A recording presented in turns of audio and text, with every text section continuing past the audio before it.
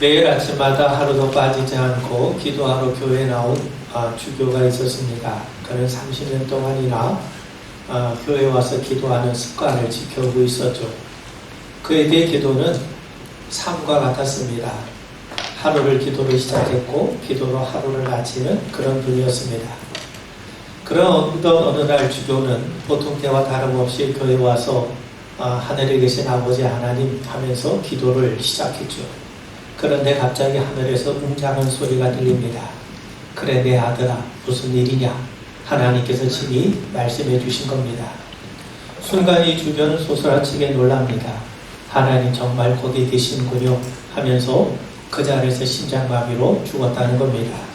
여러분, 우리도 그런 모습은 아닌지 스스로 점검해 볼 필요가 있습니다. 많은 그리스도인들이 기도를 하지만 이 이야기에 나오는 주교처럼 하나님이 정말 살아계시고 우리의 기도를 듣고 계시는지 그 사실을 믿지 않고 있는 것 같습니다. 그래서 기도하려 하지 않고 또 기도해도 힘이 없는 것 아니겠습니까? 그런데 성경은 분명히 말씀하죠.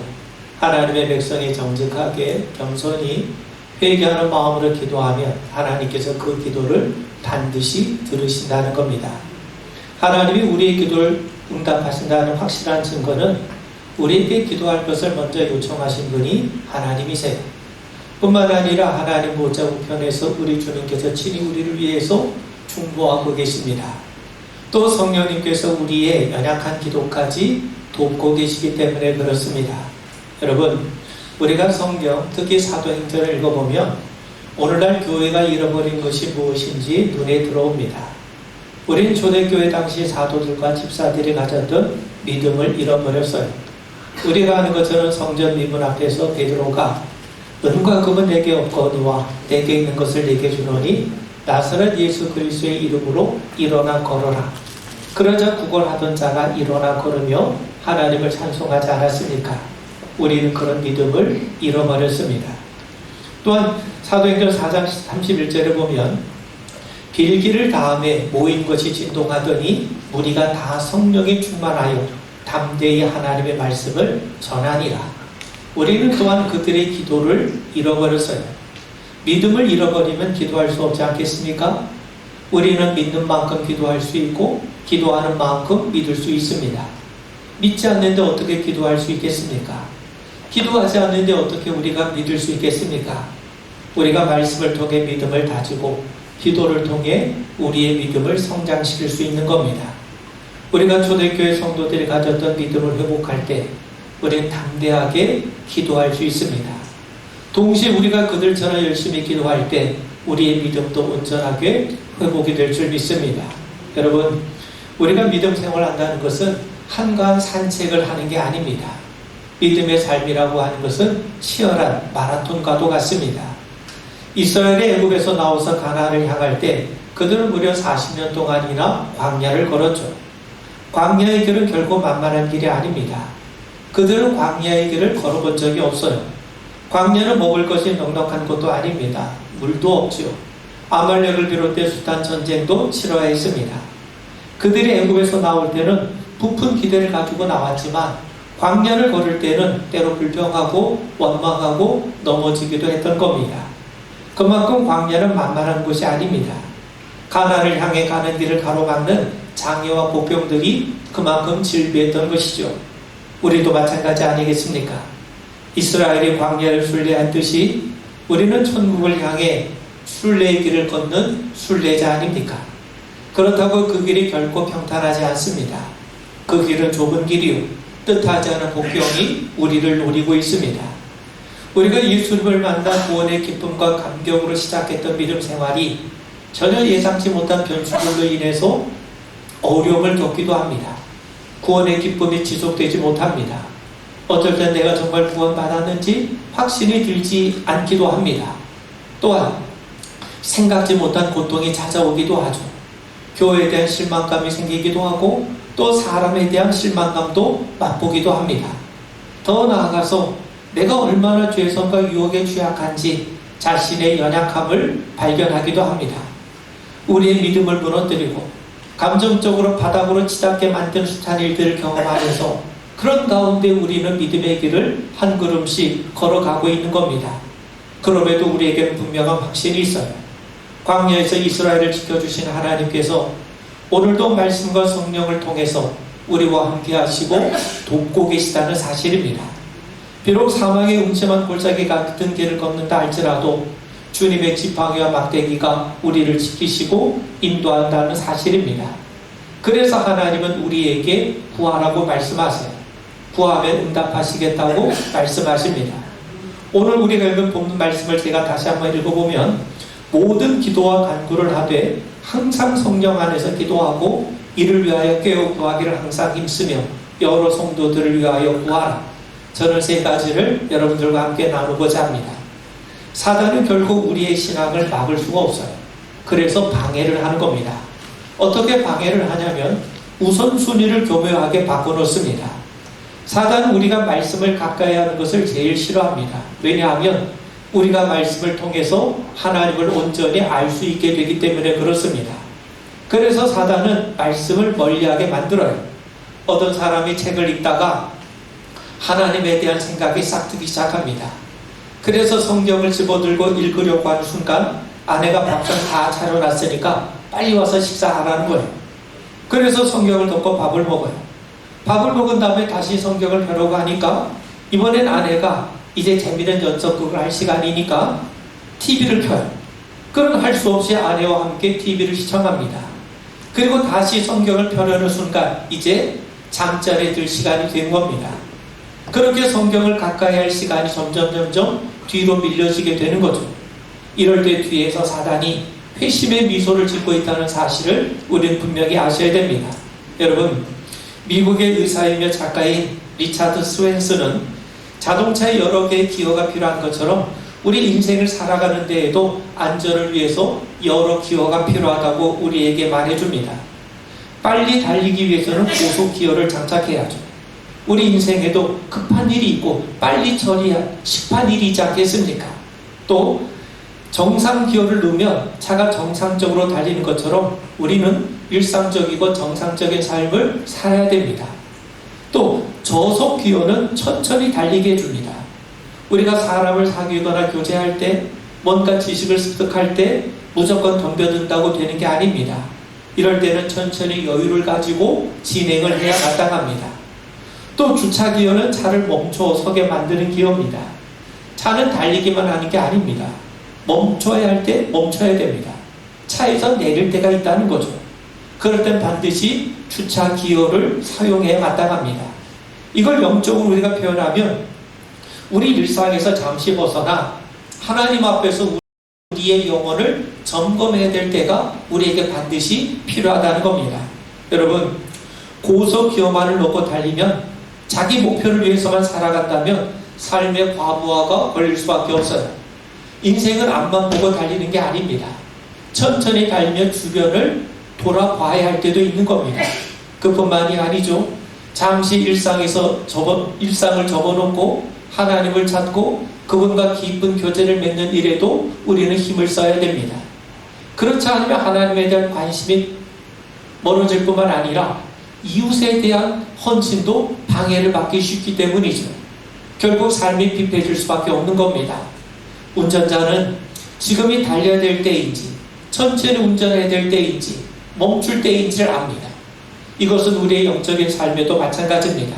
여러분, 이스라엘 백성들은 40년간 광야를 걸어가면서 구름이 뜨면 이동하고 구름이 멈추면 멈춰요. 순례자는 가고 싶을 때 가고 쉬고 싶을 때 쉬는 자가 아닙니다. 이동할 때와 머물 때를 내가 정하는 것이 아니라 하나님이 정하세요. 광야는 그들이 걸어본 자리가 아닙니다. 그래서 구름 기둥에 의지해 걸을 수밖에 없어요. 광야에는 어떤 위험이 도사르고 있는지 알 수가 없습니다. 그래서 그들이 이동해야 될 때와 머물러야 할 때 이 최적의 때가 언제인지 그것은 하나님께 맡길 수밖에 없는 겁니다. 그래서 하나님은 구름 기둥을 통해서 이동할 때와 멈출 때를 알려주셨던 겁니다. 그렇기 때문에 순례자들은 분별해야 됩니다. 영적인 감각이 살아있어야 됩니다. 지금이 움직여야 될 때인지 지금이 멈출 때인지 분별하는 감각이 살아있어야죠. 영적으로 깨어있다는 것이 뭡니까? 지금이 어느 때인지 분별할 줄 안다는 거예요. 요즘 대부분의 사람들이 스마트폰을 사용합니다. 스마트폰이 보편화되면서 참 삶이 유용한 점이 너무너무 많습니다. 그런데 유용한 점만 있는 게 아니죠. 예전에는 지인들의 전화번호를 대부분 다 암기했어요. 그런데 요즘은 가족의 전화번호조차 암기하지 않습니다. 예전에는 책을 읽고 이해하고 정보를 직접 얻었어요. 그런데 요즘은 독서보다는 검색을 통해서 정보를 얻게 됩니다. 그러다 보니 편리성에도 불구하고 기억력이나 독해하는 힘이나 생각하는 힘이 점점 떨어져요. 왜 그렇습니까? 원래부터 그 능력이 없었던 것이 아니라 그 능력을 사용하지 않다 보니 능력이 떨어지는 겁니다. 여러분, 엄마도 아이에게 젖을 물리지 않으면 젖샘이 말라서 젖이 나오지 않는 것처럼 기계도 쓰지 않으면 녹슬고 집도 사람이 거주하지 않으면 허는 것처럼 사람의 뇌와 감각도 사용하지 않으면 퇴화되고 둔화되는 것 아니겠습니까? 우리의 영적인 감각도 마찬가지입니다. 하나님은 우리가 영적 감각을 잃지 않기를 원하세요. 누구나 믿음이 연약해지는 날이 있어요. 하나님이 없이 홀로 걷다가 넘어질 때도 있습니다. 그런데 하나님께서는 이스라엘 백성들이 영적으로 실패하고 넘어지는 그 순간에도 결코 구름 기둥을 거두신 적이 없었다는 사실입니다. 이스라엘의 변덕에 따라 달리 움직이신 분이 아닙니다. 인간이 변덕을 부릴지라도 하나님은 한결같으세요. 그래서 우리는 언제나 변함없이 동행하시는 하나님을 믿고 따라갈 수 있는 겁니다. 여러분, 사람이 나이가 들면서 육체적인 감각이 떨어지는 것은 충분히 이해할 수 있어요. 그런데 영적인 감각은 세월이 흘러도 간직할 수가 있습니다. 모세는 나이가 120세가 되었지만 눈이 흐리지 않고 기력이 쇠하지 않았다고 성경은 말씀하죠. 눈이 흐리지 않았다는 것은 분별력을 잃어버리지 않았다는 거예요. 영적인 감각이 살아있었다는 겁니다. 어떻게 그것이 가능할까요? 여러분, 이스라엘 백성들에게 하나님의 율법을 전해준 사람이 모세예요. 백성들에게 말씀을 가르쳐 주기 위해서는 모세 자신이 먼저 말씀에 충만하지 않고는 전해줄 수 없지 않겠습니까? 그는 말씀에 충만했기 때문에 눈이 흐리지 않았고 영적인 감각을 유지할 수 있었던 겁니다. 성도 여러분, 영적인 감각이 깨어있을 때 하나님께서 우리의 모든 발걸음을 선하게 인도하고 계심을 발견하게 될 겁니다. 여러분, 구름 기둥이 이스라엘 백성들의 광야의 길을 인도한 것처럼 하나님은 지금도 말씀을 통해 우리를 인도하세요. 그래서 시편 119편에 보면 주의 말씀은 내 발의 등이요 내 길의 비침이다 라고 말씀하지 않습니까? 여러분, 생각해 보세요. 이스라엘 백성들 인도한 구름 기둥은 결코 작은 구름 기둥이 아닙니다. 모두가 그 구름 기둥을 볼 수 있었어요.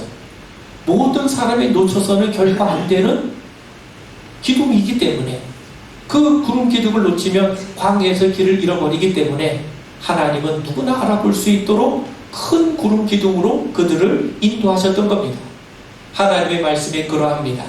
하나님 말씀은 작은 가르침이 아니라 큰 가르침이에요. 말씀은 우리가 가야 할 길을 알려줍니다. 우리가 뜻하지 않은 고통 가운데 처해 있더라도 하나님의 말씀을 통해 고통의 의미를 깨닫게 해주시고 그 고통을 뛰어넘는 하나님의 섭리를 보게 해주십니다. 오늘 우리가 읽은 본문의 말씀을 보면 바울이 깨어 구하기를 항상 힘쓰라, 기도하되 깨어서 하길 힘쓰라 라고 우리에게 말씀하죠. 자, 여러분, 우리가 민수기 10장에 보면 하나님께서 이스라엘 백성들의 광야의 길을 걷는 동안 나팔을 불게 하세요. 백성들을 한 자리에 모으거나 예배 드릴 때는 나팔을 길게 불어요.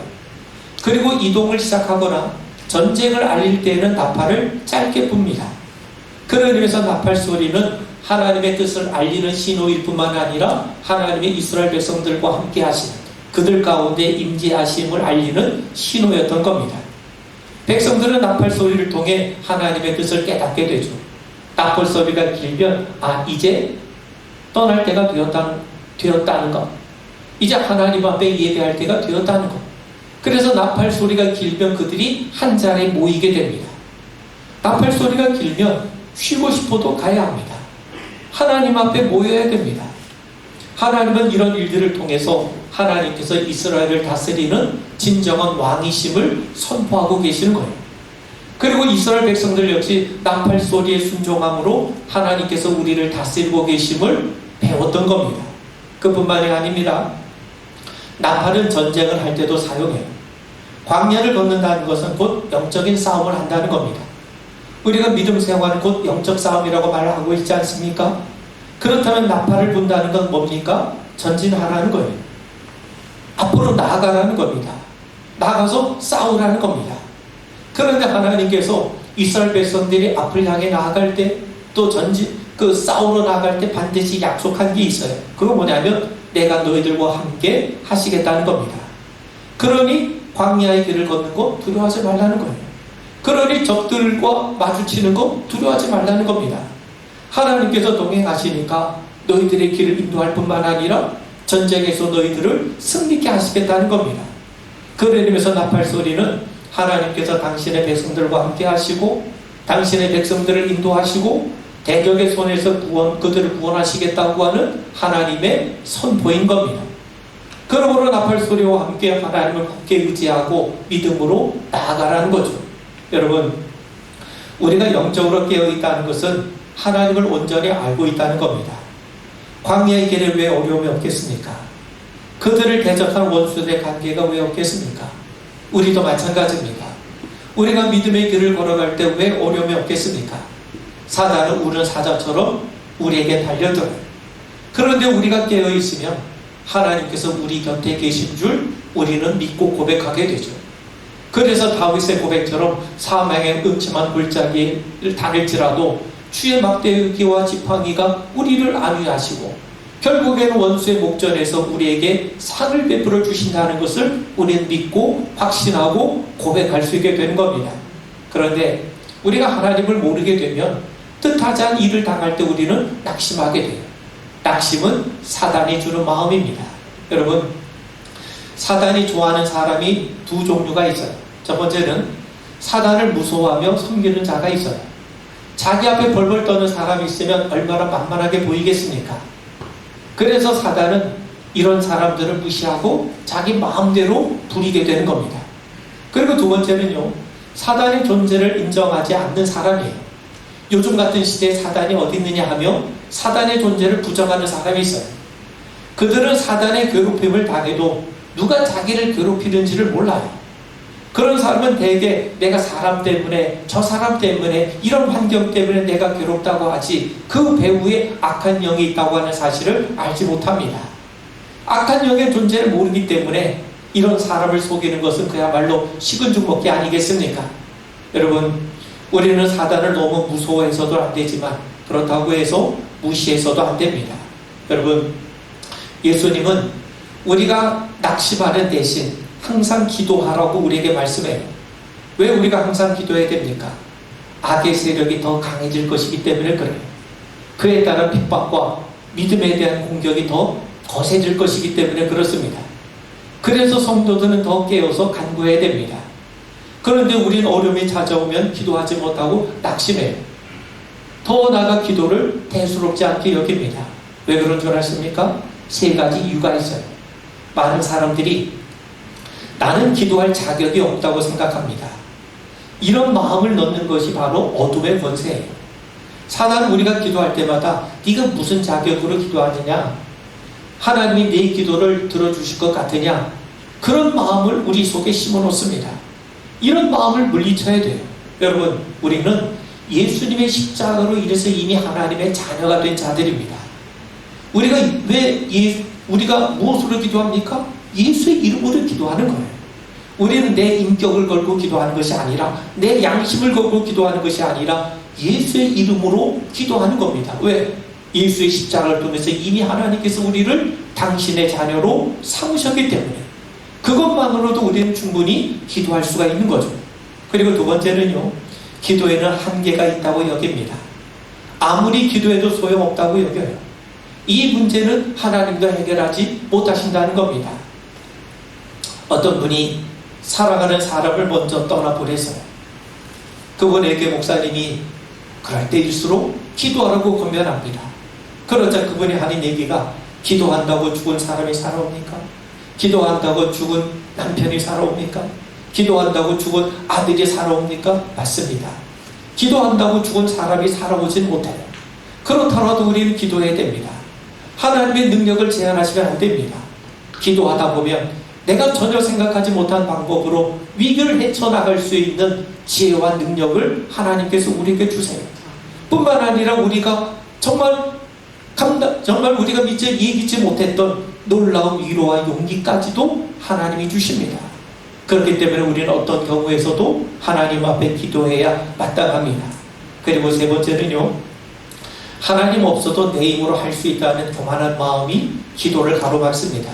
여러분, 여리고는 난공불락의 요새지만 하나님 함께 하시니 그 성이 무너졌어요. 그런데 아이삭은 만만하게 봤다가 패하고 말았습니다. 아무리 크더라도 하나님 함께 하시면 이기는 것이고, 아무리 작더라도 하나님이 함께 하지 않으시면 우리가 패하는 겁니다. 여러분, 우리가 살아가다 보면 우리의 힘과 능력이 미치지 못한 영역이 얼마나 많이 있습니까? 자녀를 생각해 보세요. 우리가 24시간 매일같이 자녀 옆에서 자녀를 돌볼 수 있습니까? 그럴 수 없어요. 떨어져 있는 시간이 많습니다. 그 떨어져 있을 때, 내가 그를 직접 돕지 못할 때 어떤 일이 발생할지 누가 장담할 수 있겠습니까? 그런 의미에서 여러분, 우리 주변에 내 힘과 지식과 능력이 미치지 못하는 그 많은 영역이 있는데 그 영역에 하나님의 도우심이 필요하지 않겠습니까? 그래서 우리는 하나님 앞에 기도하는 겁니다. 초대교회 교구였던 오리겐이 기도는 마치 소금과 같다고 얘기를 해요. 모든 음식에 소금을 넣어야 하는 것처럼 모든 일에 기도가 따라가야 한다는 겁니다. 작은 일이나 큰 일이나 좋은 일이나 나쁜 일이나 다 그 속에 기도가 들어가야 돼요. 그래야 일이 제대로 이어질 수 있고 그 결과 하나님께서 영광을 받으시는 겁니다. 여러분, 우리는 큰 일에만 낙심하는 게 아닙니다. 사실 지극히 작고 사소한 일에도 낙심할 때가 얼마나 많습니까? 큰 일 앞에서만 기도하지 마시고 작은 일 앞에서도 우리는 하나님 앞에 기도해야 됩니다. 하나님이 이스라엘 백성들에게 나팔을 불게 하세요. 하나님이 왕이심을 믿으라는 겁니다. 하나님이 승리를 주심을 믿으라는 겁니다. 하나님이 함께 하심을 믿으라는 겁니다. 그래서 내 하던 일을 멈추라는 겁니다. 하나님을 믿고 힘써 나아가라는 겁니다. 나팔 분다는 것 곧 하나님의 살아계심을 믿고 하나님께 깨어 간구하는 것입니다. 마지막으로요, 그렇다면 왜 바울이 우리에게 깨어서 기도하라고 말씀합니까?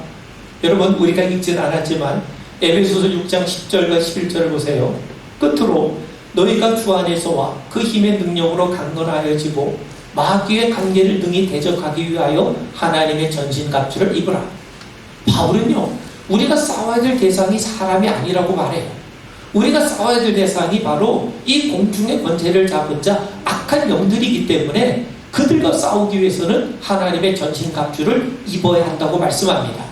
진리의 허리띠를 띠고 의의 호심경을 붙이고 복음의 신발을 신고 믿음의 방패를 가지고 구원의 투구를 쓰고 성령의 것 곧 하나님 말씀을 가지라고 말씀해요. 이렇게 하나님의 전신갑주를 입고 난 다음에 성령 안에서 기도하고 이를 위해 깨어 구하기를 항상 힘쓰라고 말씀합니다. 결국 마귀와 싸우기 위해서 기도해야 한다는 겁니다. 여러분, 예수님께서 불의한 재판관의 비유를 우리에게 들려주세요. 과부가 당한 어려움은 재판관 때문에 당하는 게 아닙니다. 그녀를 괴롭힌 원수가 있어요. 우린 그가 누구인지 어떤 일인지 본문에 나와 있지 않기 때문에 알 수가 없습니다. 그런데 과부는 재판관을 찾아가서 자기 원한을 풀어달라고 간청을 하죠. 쉽게 말하면 자기를 괴롭힌 원수를 처벌해 달라는 겁니다. 여러분, 여기에는 제3자가 등장하죠. 과부는 자기 원한을 풀어달라고 그래요. 재판관은 들어주는 자입니다. 그 다음 재판관은 무엇을 해야 합니까? 과부를 억울하게 만든 그 제3자를 처벌해야 됩니다. 그 일을 해결해야 됩니다. 과부가 당한 억울함은 본인 스스로 만든 것도 아니고 재판장 때문에 생긴 것도 아닙니다. 본문에는 나오지 않지만 과부를 억울하게 만든 제3자가 있어요. 과부가 바라는 건 그 제3자를 처벌해 달라는 겁니다. 그 일이 해결되지 않으면, 그 원수를 해결해 주지 않으면 과부는 계속해서 고통 가운데 신음하게 될 겁니다. 여러분, 우리가 기도할 때 반드시 염두에 둬야 될 것이 바로 이 제3자입니다. 내가 당장 안고 있는 현실적인 문제가 해결되는 게 중요해요. 그런데 더 중요한 것은 우리를 지속적으로 괴롭히는, 우리 일을 방해하는 사단을 심판해달라고 기도해야 됩니다. 고통과 괴로움의 원인이 되는 악한 영의 존재를 인식하고 대적하는 기도가 우리에게 반드시 필요하다는 겁니다. 여러분, 우리가 기도할 때 하나님의 은혜 구하는 것 중요하죠. 이게 기도의 기본 아닙니까? 그리고 한 걸음 더 나아가서 하나님의 영광을 위해서도 기도해야 마땅하지 않습니까? 근데 여기서 기도가 끝나면 안 됩니다. 하나님의 은혜를 방해하는 세력이 있어요. 예배에 집중하지 못하게 방해하는 세력이 있습니다. 하나님께 기도하지 못하게 만드는 방해 세력이 있습니다. 우리를 어둠의 권세에 사로잡히게 하는 악한 세력이 있어요. 그러므로 우리는 이 사단의 권세가 꺾여지도록 간구해야 되는 겁니다. 여러분, 과부의 원한은 과부 스스로 해결할 수 없어요. 재판관만이 할 수가 있습니다. 그래서 과부를 재판관 앞에 나와서 간구했던 거죠.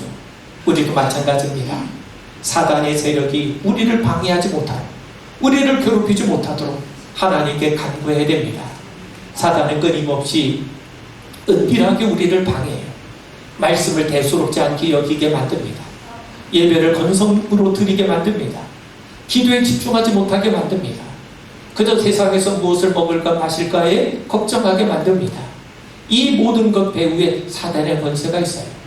이 권세가 깨어지지 않으면 우리의 신앙은 헤어진 전대와 같아질 겁니다. 여러분, 수입이 아무리 많아도 엉뚱하게 돈이 새어나가면 아무 소용이 없는 것처럼 우리가 하나님의 은혜를 사모하고 그 은혜를 받아도 은혜를 가로막는 세력이 강하면 하나님의 은혜를 어찌 우리가 제대로 누릴 수 있겠습니까? 그래서 우리를 방해하는 원수를 제거해달라고 간구해야 하는 겁니다. 여러분, 왜 교회에서 성도들이 서로 불화하고 서로 갈등하는 줄 아십니까? 서로 의견이 달라서, 서로 성격이 달라서, 서로 입장 차이가 있어서 그렇습니까? 그렇지 않습니다. 불화의 영이 개입한 거예요.